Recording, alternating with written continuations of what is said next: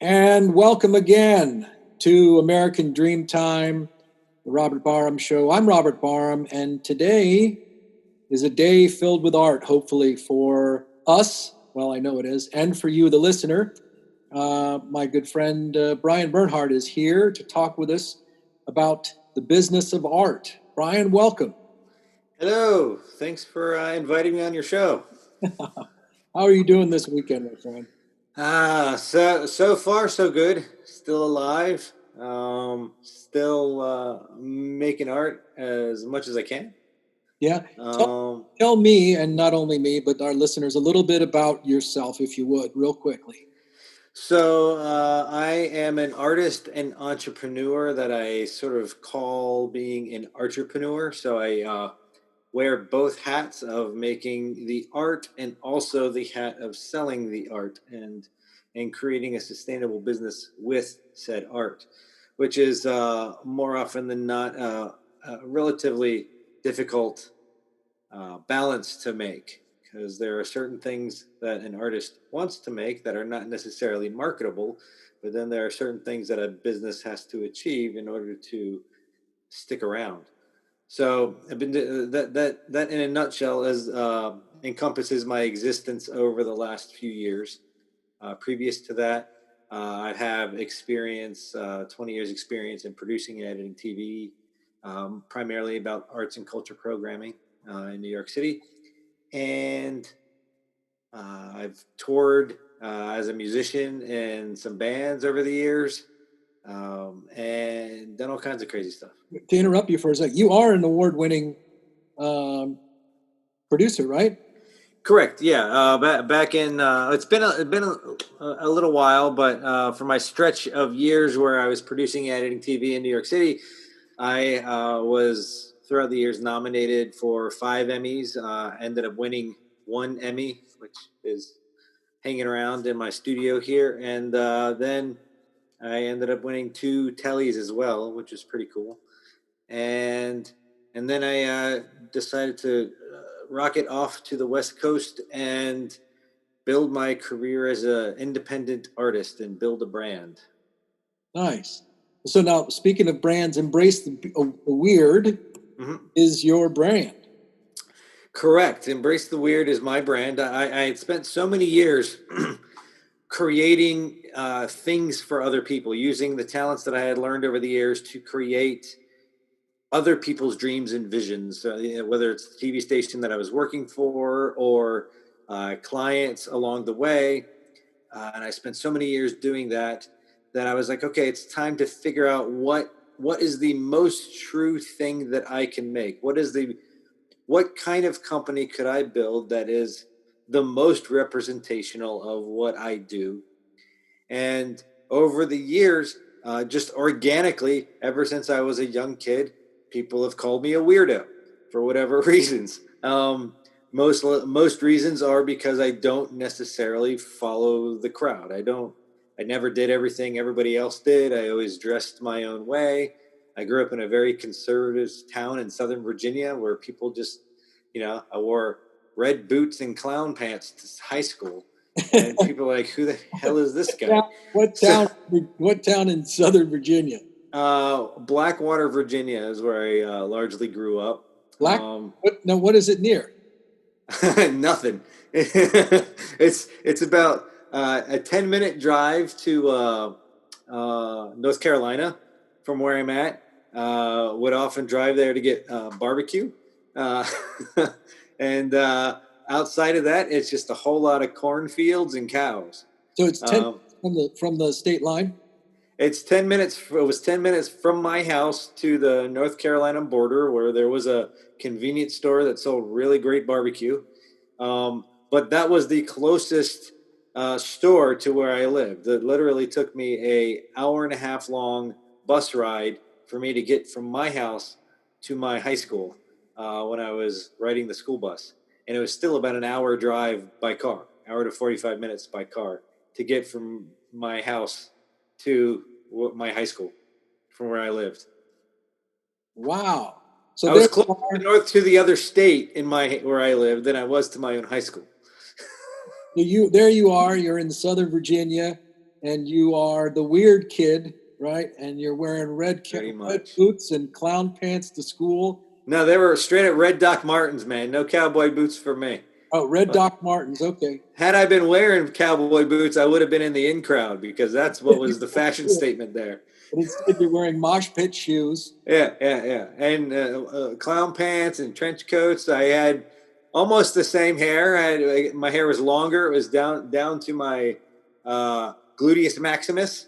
And it was also dyed in rainbow colors, which is kind of what it is. It's a little faded these days because it's more pandemic style right now. But my hair is kind of went through in high school, it was rainbow colored. And then I entered the workforce and began working for various TV stations. And I toned it down and got a haircut and did all that stuff. And then I went through that period and went to grad school and ended up moving. And then I opened up my own business that I called Embrace the Weird. And I'm like, I work for myself for a company called Embrace the Weird. I feel entitled to put more color back into my hair.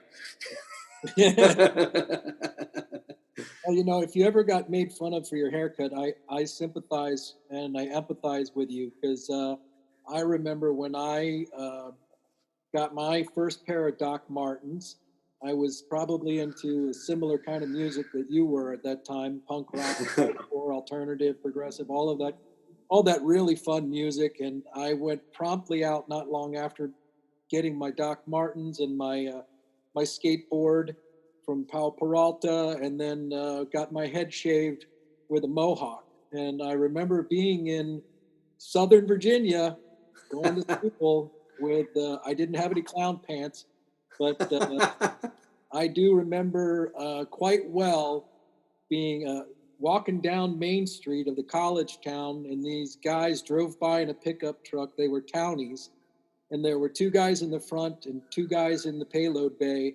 And they drove by me, and when they drove past, I heard one of them yell to the other guys, "Hey, boys, let's go get him, shoot him, and mount his head." Oh, good Lord. So I started running, and I ran as fast as I could. And then I finally got tired of running, and I said, okay, that's enough. I'm not running anymore.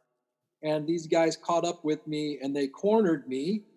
And they were about to let me have it. And then miraculously, like out of some movie, this friend of mine, this African-American guy who eventually ended up becoming he was a Trinidad native, ended up becoming an attorney, walked up a set of stairs, saw me, sized up the situation in about 2 seconds flat, looked at this guy. This guy was built like the guy from the Green Mile.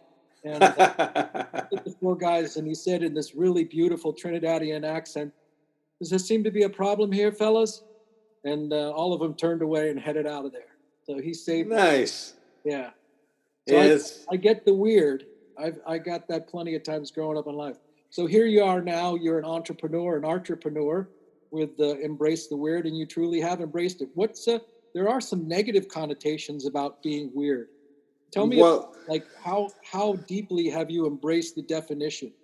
Well, what's interesting is, as a kid, people use the word weird in a derogatory sense, and when we're called weird as kids, that generally was something bad, something and over the years, I came to learn that 99% of the time people say that it's because of ignorance. It's because they don't really understand something that is not exactly the same as what they're familiar with. And if you actually take the time to look up the dictionary definition of the word weird, it has a much broader meaning than what we remember. There is a form of the word weird, which is an adjective, which is something that is unusual. Right. But then there's the noun form of the word weird, which means a person's destiny. And that's really interesting. And most people, it's not used that way in our current colloquialisms and our current language, but in older English, the term weird was described as a person's destiny. So for me to embrace the weird genuinely means to embrace my destiny. And if my destiny is a path that is not parallel or exactly the same as yours, I think that's a good thing. And I think that if more human beings realized that we're all just a bunch of weirdos, then we'll get along a lot better. Because my tactic with bullies, sure, I had a few bullies in school, but in many cases, I was friendly with almost like when people would call me weird, and just today, like the way I deal with internet trolls, or internet trolls are essentially our modern bullies. Right. Bullies. And I absolutely love internet trolls when they start going at me. Like I have genuinely 99% of every internet troll that I've come across has resulted in them becoming a fan of what I'm doing. Which I find, like, what happens is people have a facade, this sort of sock puppeted mask that they put on that gives them anonymity to go after people. And high school bullies don't. High school bullies had, like, they had to deal with the ownness of being a bully in most cases. But the internet troll has become pervasive because of the anonymity of it.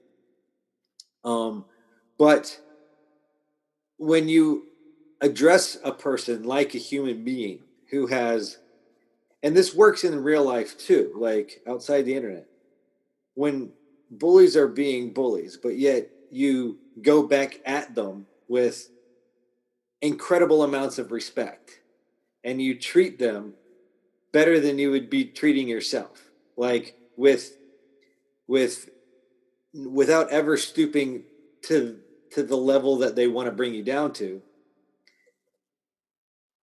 and you make them feel good about themselves, 99% of the time they get really confused as to why you're not reflecting the same negativity back to them. Yeah, you're not playing their game. And also by not getting upset at what they're doing, by not being triggered. Like, in a real world, if a bully is sitting there like punching me or hurting somebody, it takes it to the next level. So then you have to physically react to said instance. But oftentimes, like, that itself doesn't have to escalate as bad as it tends to. Like, when you do something that a bully doesn't expect, then it throws the whole game off. I remember in walking down the hallway in high school holding some school books. And it was like a kind of a large stack. And I walked by this like typical cliche bully who was maybe about 2 feet taller than I was. And like, I was just casually walking by and he knocks my book stack and the top 2 books fall off and like fall onto the floor, and they turn around, they start laughing. And I just kind of grabbed the rest of my books and I inflated myself like 10,000 times my size, just like to a point where he didn't expect me to puff myself up as big as I did. Uh-huh. And the contrast between this little dude and this big guy, he totally threw off what he was expecting to happen. So by me puffing myself up and like, lifting myself up to his level, just psychologically, it totally derailed his game. And he was like, I'm sorry. Yeah. It was a very surreal moment. It was definitely taking a risk on my part because it could have gone completely sideways. Fortunately, it didn't, and he never did anything like that again. It didn't escalate.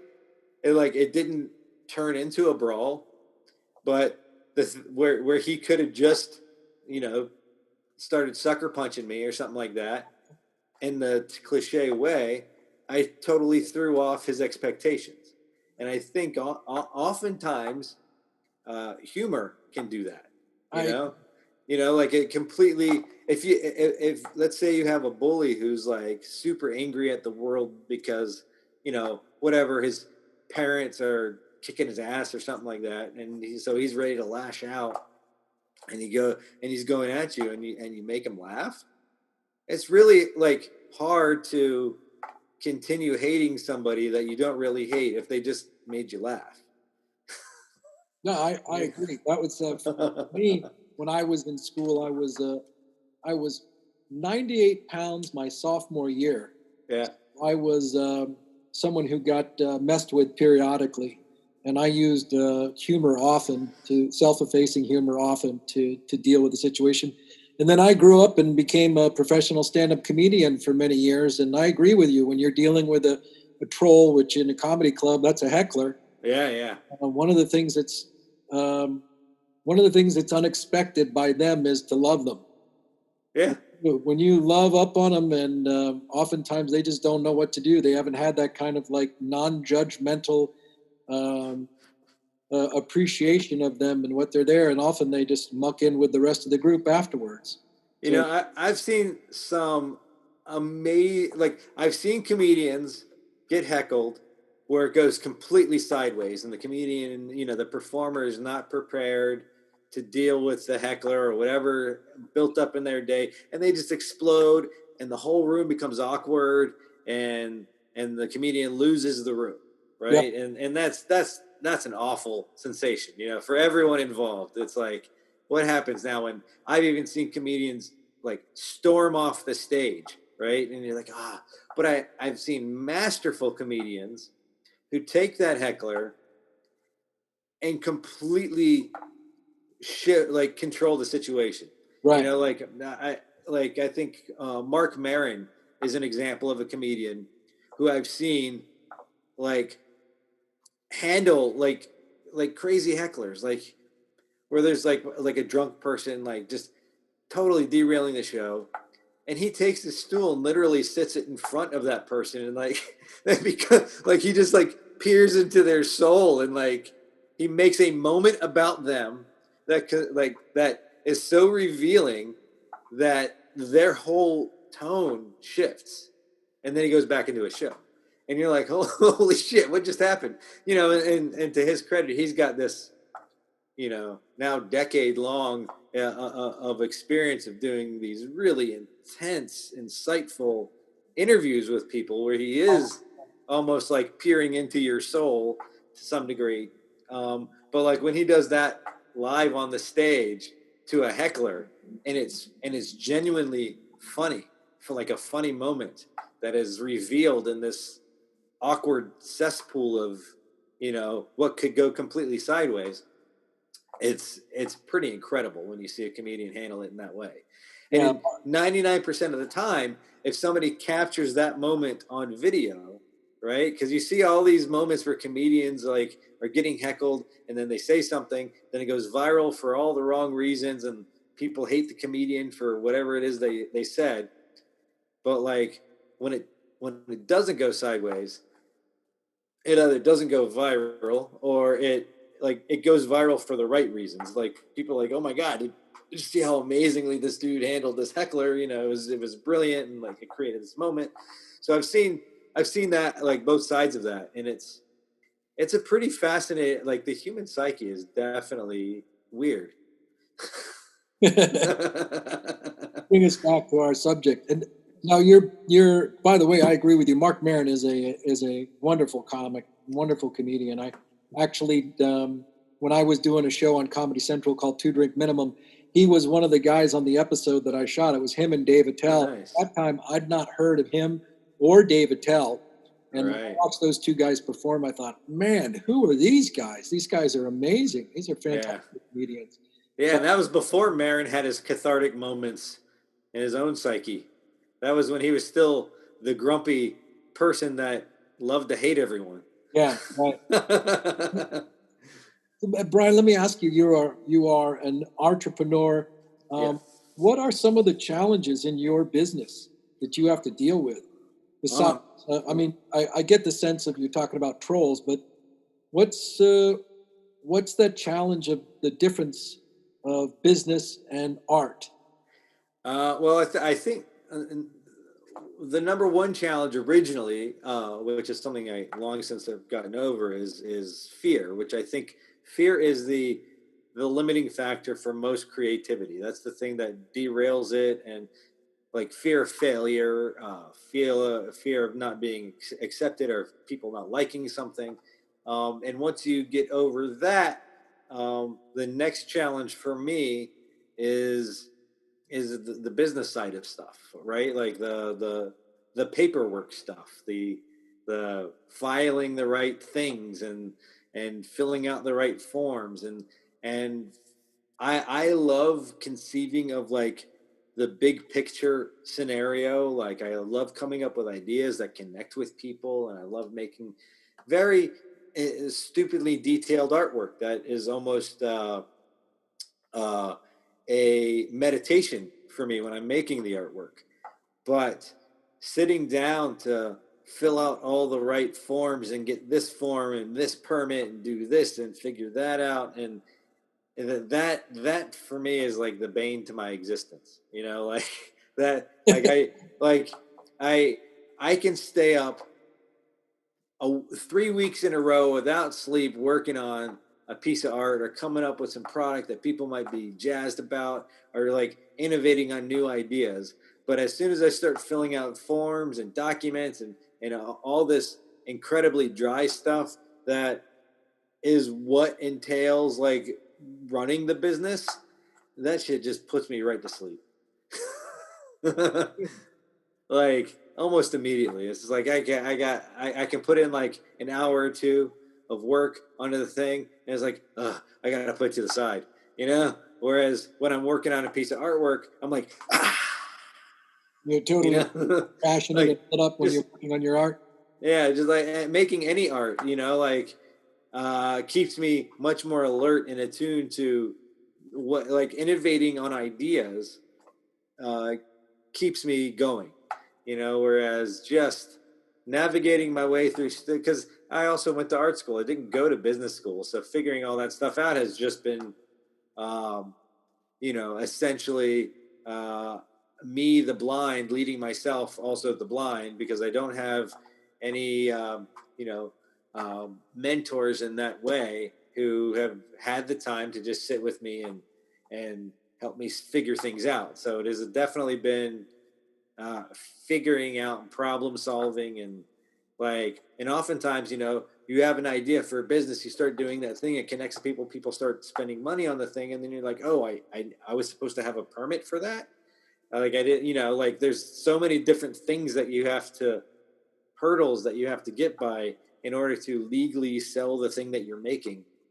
Right, right. Um, like you just think like when you're starting out that like, oh, I'm making a thing and people want to buy that thing, that's awesome, like I've done it, like this is what I need to do.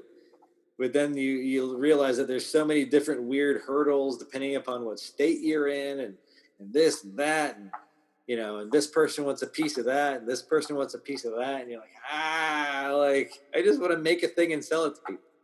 But you know, like the business part of things, and that's also where I think the art and the business conflict a little bit, is there's a whole science to the business thing. There's this whole political aspect of business that is almost oil and water with the creative mind, and it takes a lot to push through that.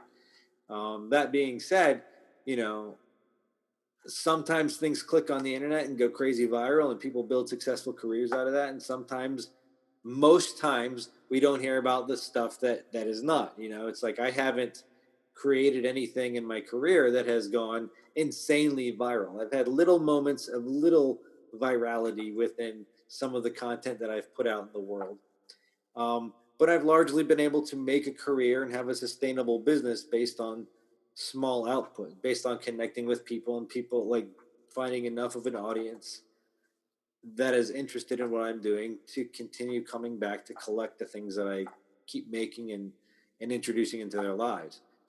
And I think that that is, that should be primarily a goal for any artist that wants to do art, is to create something that is sustainable first, and then if things go viral, that's just icing on the cake. It's like if you blow up, if you get like Banksy popularity with something as an artist, that's amazing, and then you go buy your house and your boats. But I think figuring out a way to just keep doing the thing you do, because oftentimes people have to give up doing the thing they do so they can do a thing that will help them pay rent, and then that they get caught up in the thing that's helping them pay rent, and they lose the thing that they wanted to do, which is easy to fall into. That's one of the reasons why I wanted for us to have an interview and conversation today, is that, if we go back for a moment, you went back to childhood where you've been creative and artistic since very, very early on. And then you told me that you embraced the weird, which is the distinct you, the real you, the unique you, the you that really wanted to just make a living and be an artist and do what you want to do. And so I wonder, I mean, it sounds a bit like who you are. That was your calling, to be an artist who creates. Is there some truth to that? Do you agree? I I think I think largely there is a certain amount of like fate to things and destiny to things. Embrace the weird is a person's destiny, so there's a certain amount of that. Um, I I have always desired to want to experience and do as much as I possibly can throughout my entire life. And I have definitely not been the type of person who likes to, or has identified with a singular thing. Even when I was in art school, I had painting professors that say, if you ever want to make it as a real painter in the world, then you have to give up any other thing that you're doing and just paint. And musicians, like, if you ever want to make it as a musician in the world, you have to give up everything else you're doing and just make music. And while there is some merit to that, I still have never. I've always wanted to do everything, like I still write books, and I still make music, and I still, like I was in a touring band for years, so I got to do music stuff, and we were signed to a record label, and we did that thing, and it was awesome. I produced movies and TV, and I made my own TV series and stuff. People said I couldn't do it, so I was like, I sure as hell, why can't I do it? So over the years, what I've figured out for myself, and this doesn't always work for everyone, is I feel that creative energy comes from the same place. And as long as you're serving that creative energy, and as long, like, it doesn't matter what medium you're playing. Like, you can make a podcast as your art form, and that is where your creative energy is going to. Or you can make a TV show, or you can make a cookbook, like, but it's all coming from that same seed of creative energy.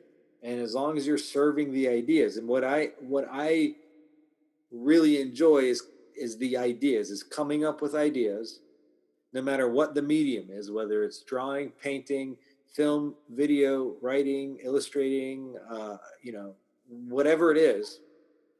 I come up with an idea, and then I figure out what it takes to make that idea. Do I have to learn this instrument in order to make this idea? Then I learn that instrument. Do I have to figure out this software in order to achieve the concept or the idea that I have? Then I learn that software. Like, it's just whatever the idea is, I figure out what it takes to serve that idea. And like, I had the idea where I want to make a business selling original designs with my artwork. I don't, at this point in my life, I don't sew, so I had to figure out how to do that. Like, The most scalable way was to connect with businesses that do cut and sew on demand with designs, and I partnered with a bunch of these companies to put my original designs on, and I have a professional that prints my stuff on garments that get cut and sewed, and I don't have to do that stuff. I figured out a way around it. Although now that I've been doing it for years, I'm starting to get more of an interest in, oh, maybe I should go and buy a sewing machine. Maybe I should start like tailoring some original pieces. Like, it's kind of like I'm starting to see it as more of a creative outlet now, than just making the images that go on the things. No, that sounds like that sounds like more fun. Well, if I hear what you're saying, and this is another reason why we're talking today, is that if anyone who has paid attention to the news knows that there's somewhere in the neighborhood of 40 million people in the United States have applied for unemployment recently. There have been a lot of jobs that have been lost. And while many of those people are looking for work and will probably end up going back to work for a company at some point, I do know that every one of them has a dream, at least one dream. And within that, I know that many of them probably have a dream a bit like yours, which is they have a gift that they'd like to express, some creative gift that they would like to find an outlet that gift can profit. They can profit with that gift.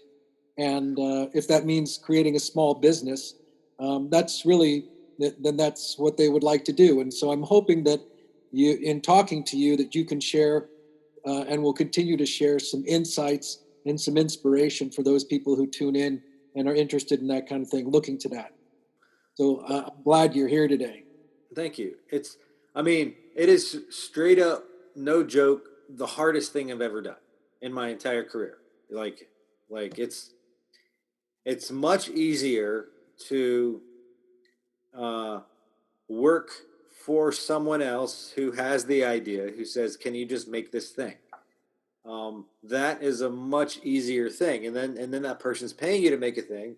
And then you're taking time out of your day because, like, oh, they're paying me this much to work from 9 to 5. And then the rest of the time I can just do whatever I want. And there's no stress. And I just make this thing for them. They pay me money, and that's my life. And I think that is fine for people that are satisfied with that. Sure. I think that's great. I did that for many years, but I always felt like I was not necessarily being honest with the creative vision that I had with things. There was a lot of compromises being made, and I wanted to see what that would be like without the compromises. And it's taken, years to start breaking even, especially when I didn't start from a place where I had a giant nest egg of money to invest in things. I started from a place after I had already moved and spent years working on an independent project that didn't quite work out the way I wanted it to. So it's like I spent all my money on that. And I'm like, how do I, figure out how to make an existence out of what I'm doing right now?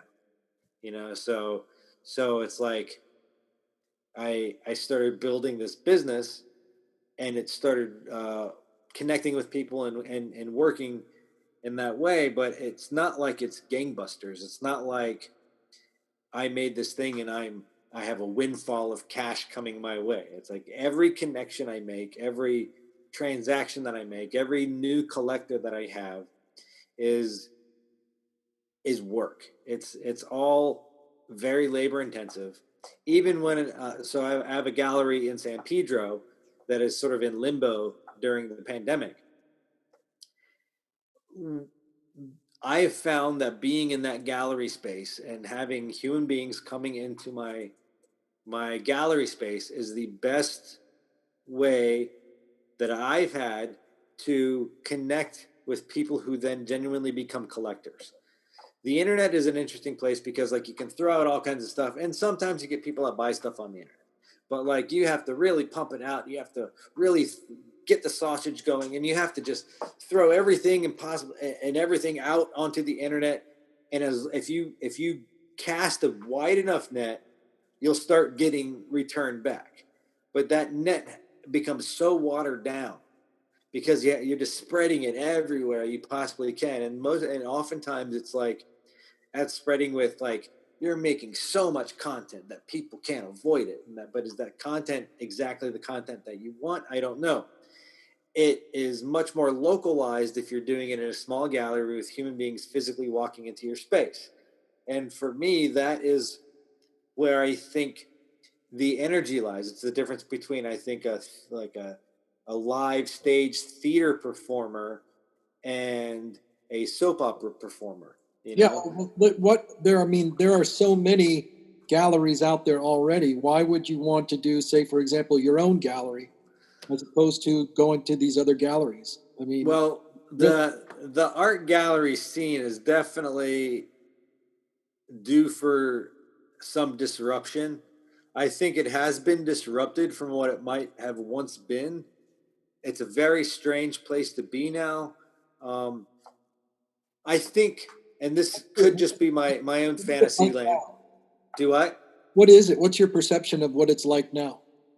Well, in my fantasy land, I believe that the galleries of the 70s and 80s fine art gallery scene, I believe that the ideal version of a gallery is there are these curators who are very knowledgeable about art. They curate galleries, and they they actively go out into the art community to meet artists and see what people are doing, and then they see an artist that they feel they have a collector for because they have this big Rolodex of collect people that are really interested in art. So they start nurturing that artist, and then they do a show with them, and I I think that at some point there was a certain value placed on art that was cultural. Like people really got it and people were into it. And I think throughout, at some point towards the end of the 80s and the early 90s, that somehow started consuming itself and it became too important and people started rejecting it. Like it became too elitist. And and that world started consuming itself and people weren't nurturing artists anymore. People were just sort of taking advantage of artists who didn't know any better. And that whole world started consuming itself and then it kind of splintered. And today's gallery scene is very much a pay to play situation where most gallerists, most art galleries are not necessarily curators of artwork. They are pay to play. So whoever can afford to pay enough money to become part of a gallery to show in their exhibitions are the people who are then showing in those galleries.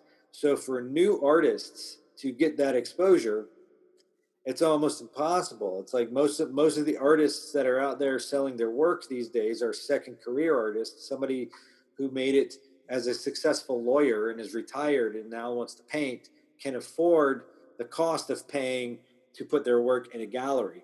Whereas a new artist who is just an artist who is like never had a career as a doctor and doesn't have a giant bank account to afford to pay like huge amounts of rent is never going to be able to get into those galleries.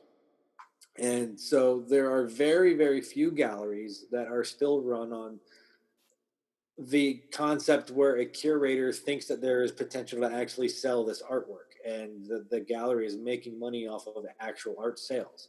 Most galleries today make money off of the the the person paying them rent to show their artwork there, and that's how they exist. And I think it became that way because the real estate market is out of control, and most and galleries are just having a hard time sustaining themselves.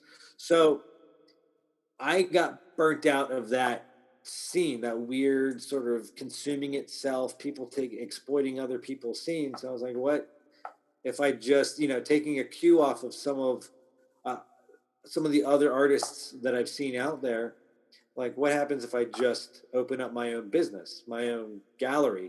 Then I control the sales. Like, I'm not, if I don't expect somebody else to sell my artwork, then I can sell it, because I certainly can talk about my artwork better than anybody else that I've met so far. So people physically coming into my gallery space where I get to genuinely have a conversation with them are more likely to become collectors, in my experience, than any other situation that I've ever created or represented my artwork in. Like, and I that has created for me a community where which people come back to check on, like, hey, what's the new stuff you've made? Can I check out your latest paintings? And I show them, and they're like, oh, that's awesome. I'll buy that one. You know, so I've been able to create actual collectors, which definitely fuels the energy to keep moving forward, right? I think what happens online is people expect to get a certain amount of feedback on their artwork, and they put their artwork out there, and then it gets crickets response. You know, like, nobody's responding and sharing this artwork that they think is a masterpiece, that they spent, like, you know, a year working on this painting, and like nobody's commenting on it or liking it or anything like that, which sucks. But that isn't representational of the real world. You know, like, I think what happens is, it's like you're throwing, you know, a coin into a lake. You know, like on the internet, your painting is like this little speck, and you're throwing it out there, and you're hoping that somebody might see that and like share that with their friends. Whereas, like, if you have your own gallery space and somebody comes, that, first of all, they've left their home, they're not looking at their device, they're not inundated with 1,000 other things. They walk into your gallery space, and they are looking right, you know, they're 2 feet away from your painting, and they're like, this is pretty cool, can you tell me about it? That opens them up to, holy shit, like, this is a real thing. You are a real person. This really connects to me. Like, Well, Brian, I lost you for just a second, but if I could interrupt, I was wondering, how has the pandemic, how has it affected your Embrace the Weird art gallery? And well, how are you planning to move forward with the business while you're essentially navigating a deadly contagious virus? right. And well, that is the ever evolving question that I think every human on this planet should be asking, if they're not asking it. If they have a business, I know a lot of people are not paying attention to what's going on in the world. They just want things to go back to the way that they always were. I'm not 100% convinced that uh, we will ever get back to the way it always was. I think this has been a turning point globally for for all humans to some degree. I think things will get back to a semblance of normal. I think we will be moving forward, but I think changes happened. I think that being said, what I was saying earlier about my gallery, and the best part about it was being that human connection, that is largely the thing that has been derailed. My ability to make genuine human connection in my gallery has, well, my gallery has been closed for the last, I guess, 3 months now. 3 months? March 15th was the last day that we were open. So yeah, just over 3 months. And uh, I've continued to make a few sales online, and I've had some people reach out for commissions and stuff, which has been great. Those things have definitely helped, keep some of the bills paid. Um, the the main source of my income, which is people coming in and discovering the artwork, and the regular collectors who want to physically see the art and be in the art, because when you're buying artwork that is not just, you know a magazine page or a photo of something, it's a physical manifestation of an idea, and that concept translates so much more strongly if you can live in the same space as that artwork. So, like when you are making a choice to buy a piece of artwork, an investment that's going to go in your home for the rest of your life, I think it's good to meet that artwork face to face instead of just buying something online. And so when people come into the gallery to see the artwork, I love that because then they get to experience what it actually is. And the level of detail that I put into my artwork doesn't translate online anyway. People need to physically be there. So now that we're all wearing masks and we all have to maintain a 6-foot distance and we can't touch anything, that leaves a whole different selling and buying and commercial retail experience to be had. And I don't think that the ideal version of that has even been created yet. We go to the grocery store, we're masked up, and like the checkout centers have like plexiglass in front of them, and like you're sliding your money through a little opening, and that's one version of that.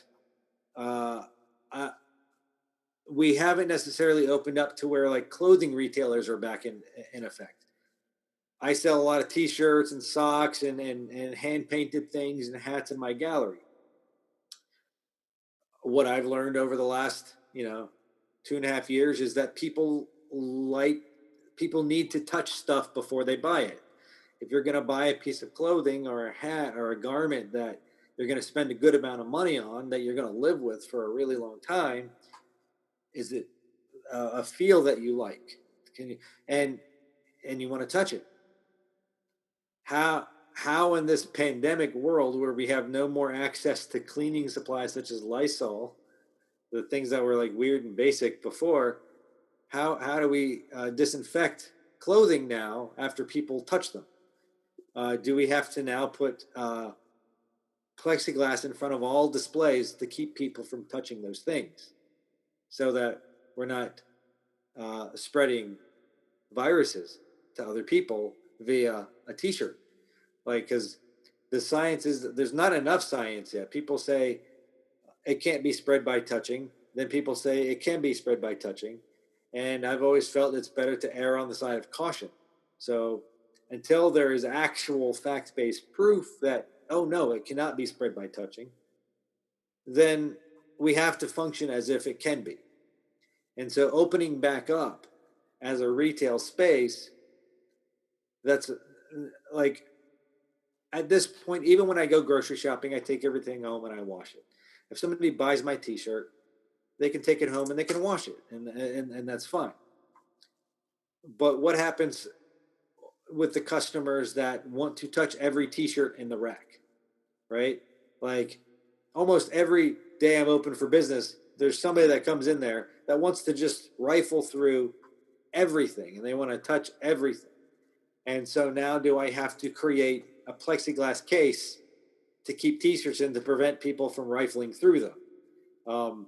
Do I now have to create plexiglass corridors in my shop that are basically just tunnels? Because as much as I love people also have not the best willpower in the world.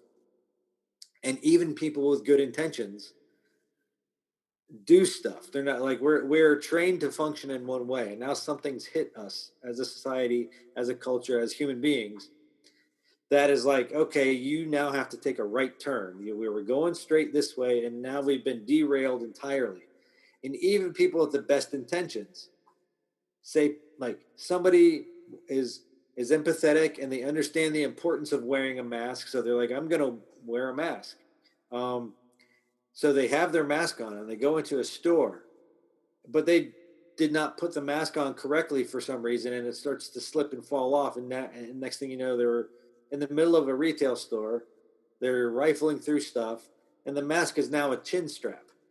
And they didn't even realize it happened, right? It's like, what kind of situation does that create now? It's like that person could totally be spreading a deadly virus unwittingly, not intentionally, not maliciously, but just because they didn't clearly think through everything or properly put on the protective gear.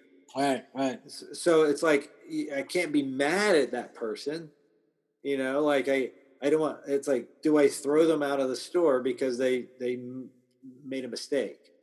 Like I think that's awful. Like, but it's the situation it's the environment that we're creating. But not only do we have that situation, it's like you can look on the internet and there's an endless amount of video now where people are going into retail stores that are requiring people to wear masks, and they are literally taking their masks off inside the store and coughing on people and spitting on people in protest to the mask situation. So I think opening up in a retail space is also subjecting us to possibly people that have broken, like their empathy response has broken, and and it's like they are now like maliciously attacking people because they are being told they can't do something, and so they're lashing out. Well, so let me ask you, Brian, where do you see Embrace the Weird, given that, the complexities of that and the constraints of that? Where do you see your work in 5 years or 10 years? Where is Embrace the Weird in your vision? Well, I do think that the exact current situation we are in is temporary. We've gotten through pandemics before. I personally think it's just a matter of time before incredibly smart scientists, whom I know a few, who are working diligently to create solutions for this and to create a genuine response and treatments for these things. It's only a matter of time before those things are discovered. Like time has always been the limiting factor for these things because certain processes take certain amounts of time. So once those things are sorted out, I think we'll be able to move forward in a much more close way than what we had traditionally been known for or used to. I think in the immediate response, I don't know if we're going to be able to open up business as usual in the next couple of months or so as they start reopening things. We don't have enough personal protective equipment for everyone to have a mask when they come in. We can't give masks away freely for people to come into the shop because they don't exist. We don't have Lysol to spray clothing down with. So I'm not sure how that retail experience is developing. I am developing online classes to teach, like, because I taught art classes in my gallery space. I'm developing more classes that I can teach remotely on this platform, on the Zoom platform. I will be developing the website even farther to create more products, more custom handmade products on the website and connecting in that way. I don't know that traditional retail is going to be coming back the way that people hope it's coming back until there is a genuine treatment and a thing that can cure or prevent this thing from happening. There's a lot of talk about herd immunity, but there's not a lot of talk about the fact that with herd immunity, an insanely large amount of the population has to get infected. And with this particular disease, an insanely large amount of deaths are going to happen.